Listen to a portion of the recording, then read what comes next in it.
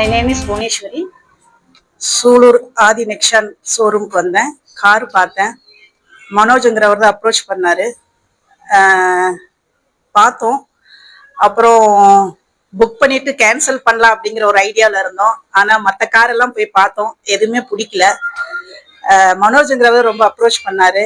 அவரோட இது எல்லாமே நல்லா இருந்தது. ஃபைனலாக வந்து இங்கே நெக்ஸான்லேயே மாருதியாக எடுத்துக்கலாங்கிறதுல டிசைட் பண்ணி எடுக்கிறோம். பிடிச்சிருந்துச்சு. அவங்களோட அப்ரோச்சும் அவங்களோட என்ன சொல்றது, அவங்க சொன்ன விதங்கள், அவங்க எக்ஸ்பிளைன் பண்ண விதங்கள் எல்லாமே நல்லா இருந்தது.